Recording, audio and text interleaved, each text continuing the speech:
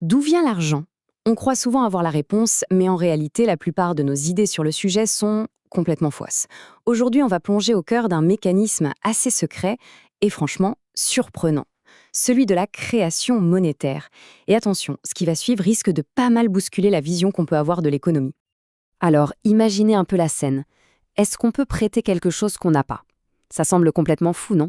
C'est un peu comme si on prêtait une voiture entière à quelqu'un alors qu'en fait, on ne possède que l'essuie-glace. Impensable dans la vie de tous les jours. Et pourtant, c'est sur ce principe, aussi étrange que ça puisse paraître, que tout notre système bancaire est construit. Ok, donc la croyance populaire, celle qu'on a tous en tête, c'est quoi? C'est que les banques agissent comme des intermédiaires. Elles collectent l'épargne des uns pour la prêter aux autres. Logique. Sauf que la réalité est beaucoup plus dingue que ça. En fait, les banques ne prêtent pas de l'argent qui existe déjà. Non. Elles créent de la nouvelle monnaie, littéralement à partir de rien, à chaque fois qu'un prêt est accordé.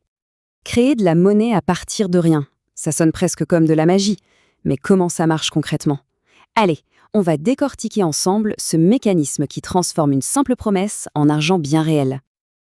Alors, pour comprendre ça, il faut parler d'un concept essentiel, la monnaie fiduciaire. Le mot vient du latin fiducia, qui veut dire la confiance. C'est simple. À l'époque, la valeur de l'argent était garantie par de l'or. Aujourd'hui, plus du tout. Nos billets, nos pièces, ils ne sont adossés à rien de physique. Leur seule valeur, c'est la confiance collective qu'on place dans le système. La confiance que, si on va à la banque, on pourra échanger notre argent numérique contre de vrais billets. Bon, prenons un exemple très concret pour que ce soit clair. Disons qu'une entreprise veut un prêt pour acheter une nouvelle machine. Elle va voir sa banque. La banque étudie le dossier, elle juge que c'est un bon projet, elle accorde sa confiance. Et c'est là que le tour de passe-passe a lieu. La banque ne va pas ouvrir un coffre pour trouver l'argent. Pas du tout. Le banquier m'a juste tapé le montant du prêt sur son ordinateur. Et hop, le compte de l'entreprise est crédité. C'est aussi simple que ça. De l'argent qui n'existait pas une seconde avant vient d'apparaître. Et ce n'est pas une façon de parler, c'est vraiment ça. La citation le dit très bien. La banque l'a créée par un simple jeu d'écriture. En principe, elle n'est de rien. Juste quelques clics, une ligne de code, et voilà, de la nouvelle monnaie. Ok, mais attendez, si c'est si facile de créer de l'argent, est-ce que tous les euros ont la même valeur, la même solidité? Eh bien non, pas vraiment. Il y a en fait une hiérarchie. On peut visualiser ça comme une pyramide du risque. Et c'est super important de comprendre comment elle est structurée. Et là, attention, les chiffres sont juste hallucinants. L'argent physique, vous savez, les pièces et les billets qu'on a dans nos portefeuilles, celui qui est créé par l'État via la Banque centrale, ça ne représente que 10% de tout l'argent qui circule. Ça veut dire que les 90% restants, l'immense, l'écrasante majorité de notre monnaie, c'est de l'argent qui a été créé par les banques commerciales privées. C'est du crédit. Donc, revenons à notre pyramide. Imaginez-la bien. À la base, tout en bas, on a le socle, le plus solide, le plus sûr, c'est la monnaie de la Banque centrale. Juste au-dessus, on a l'étage principal, le plus gros de loin, c'est le crédit créé par les banques commerciales, celui qui fait tourner notre économie.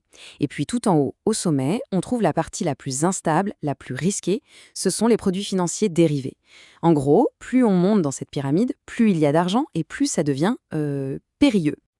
Forcément, un tel pouvoir, celui de créer 90% de la monnaie, laissé aux moins d'acteurs privés, eh bien ça a des conséquences, et pas des moindres.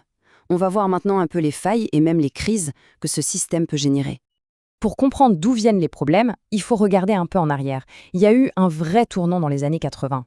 Avant ça, les choses étaient assez encadrées. Le crédit bancaire servait surtout à financer l'économie réelle, l'industrie, l'agriculture. Et puis, la déréglementation est arrivée. Et là, tout a basculé. C'est un peu comme si les banques s'étaient transformées en casinos géants. Elles ont réalisé que la spéculation financière était beaucoup plus rentable que de prêter à l'économie productive. Et la première conséquence directe de ces changements, c'est quoi? C'est une instabilité financière quasi permanente. Logique, quand tout cet argent créé à partir de rien se déverse sur les marchés financiers au lieu d'aller dans l'économie réelle, ça crée des bulles. Des bulles immobilières, des bulles sur les actions. Et le problème avec les bulles, c'est qu'elles finissent toujours par éclater. Et quand ça arrive, ça donne des crises financières massives, comme celle de 2008. Deuxième conséquence, et celle-là on la ressent beaucoup plus dans la vie tous les jours, les inégalités qui explosent. Parce que cet argent facile, créé en un clic, il va où? Il va principalement aux très grandes entreprises, aux acteurs financiers, mais beaucoup moins à la petite entreprise du coin ou à l'artisan. Le résultat, on le voit bien, le fossé entre les plus riches et le reste de la population n'arrête pas de se creuser. Il y a un cas d'école qui illustre ça parfaitement, celui d'Apple en 2013. C'est assez fou. L'entreprise avait en cash, en trésorerie, plus de 100 milliards de dollars, une somme colossale. Logiquement, on pourrait se dire qu'elle va utiliser cet argent pour investir, pour innover, mais non. Au lieu de ça, elle a emprunté 17 milliards de dollars supplémentaires. Et pour faire quoi? Pour racheter ses propres actions. Le but, faire grimper artificiellement le cours en bourse et, au final, enrichir les actionnaires. C'est un pur jeu financier, déconnecté de l'économie réelle. Et encore, tout ce dont on vient de parler, ce n'est que la partie émergée de l'iceberg, parce qu'il existe un système financier parallèle, une sorte de finance de l'ombre, qu'on appelle le marché des euro-dollars. Accrochez-vous bien, son poids est estimé à 20 000 milliards de dollars. Alors, les euro-dollars, c'est quoi ce truc?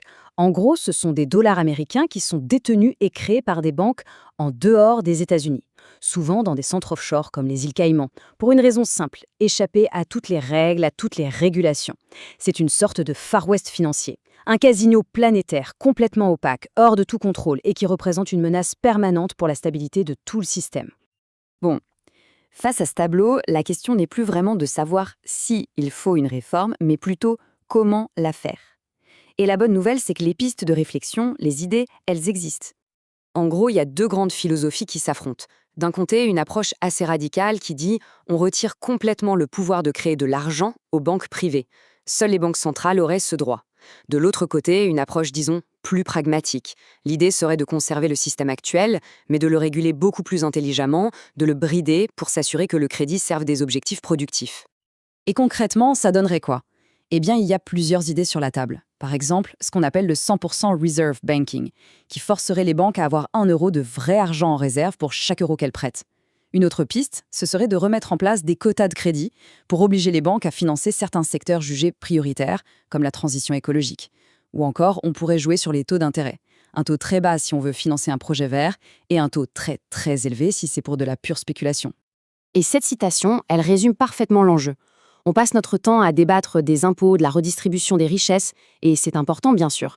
Mais on oublie souvent la question qui vient avant tout ça, la question fondamentale. Comment la monnaie est-elle créée? Par qui et dans quel but? Parce que c'est bien là, à la source même du système, que les déséquilibres et les inégalités les plus profonds prennent racine. Au final, il faut se souvenir d'une chose. L'argent, ce n'est pas quelque chose de naturel, comme la météo. C'est une construction sociale, une invention humaine. Et comme toute invention, on peut la modifier, l'améliorer, la repenser. La question qui reste ouverte et qui est absolument cruciale, c'est donc comment s'assurer que cette institution, la monnaie, soit au service de la société dans son ensemble et pas seulement des intérêts de quelques spéculateurs. Le débat est loin d'être terminé.